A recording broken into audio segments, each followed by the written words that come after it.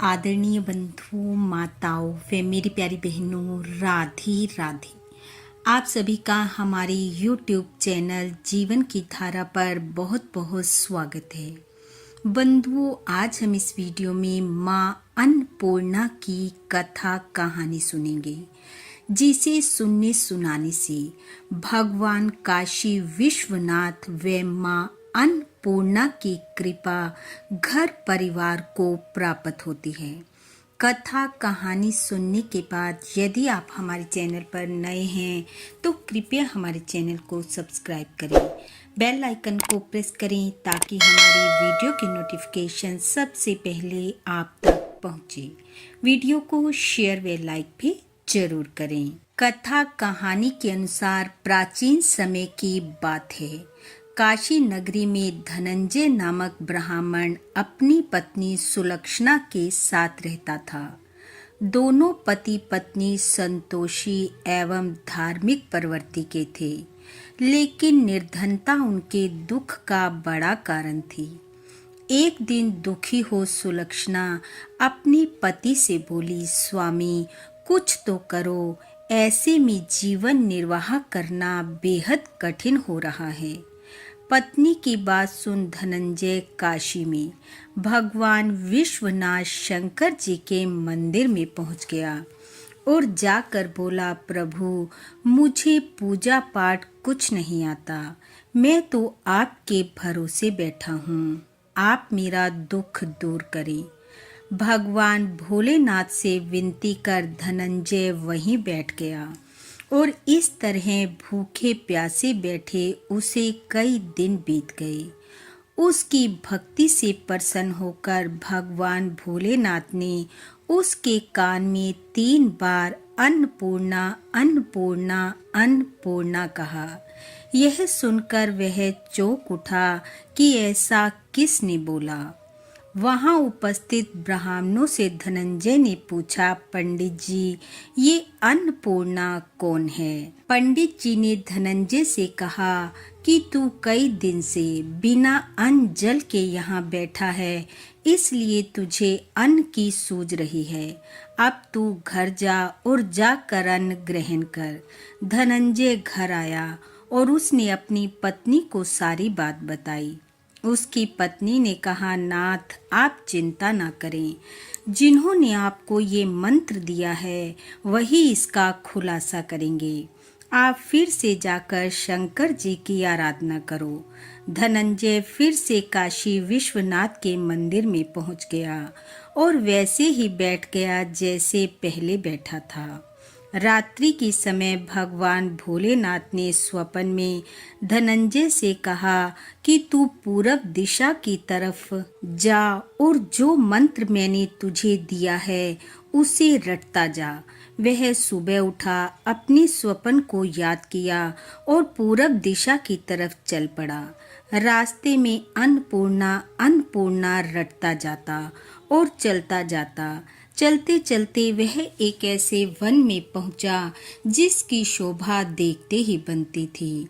वहां एक सरोवर था। सरोवर के किनारे बहुत सी अप्सराएं झुंड बनाकर बैठी हुई थी, जिनमें से एक कथा सुना रही थी और बाकी सब माँ अन्नपूर्णा ऐसा बार बार बोल रही थी।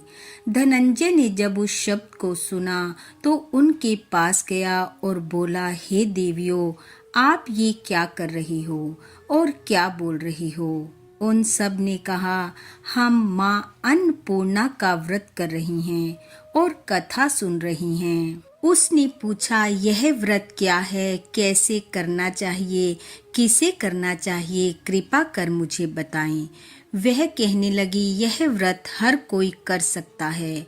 21 दिन के लिए 21 गांठ का सूत का डोरा लेना चाहिए। 21 दिन ना कर सके तो 1 दिन का उपवास करना चाहिए, और अगर यह भी ना कर सके तो माँ अन्नपूर्णा की कथा सुनने तक निराहार रहे। कथा सुन प्रसाद ले। यदि कथा सुनने वाला कोई ना मिले तो पीपल के पत्तों को रख दीपक को जलाकर सूर्य, गाय, तुलसी और महादेव जी को साक्षी कर कथा सुनाए। इस प्रकार व्रत कर कथा सुनने से घर में अन्न, धन, संतान और सब सुखों की प्राप्ति होती है। धनंजय ने कहा, मेरे घर में कुछ भी नहीं है बहन, क्या तुम मुझे यह डोरा दोगी?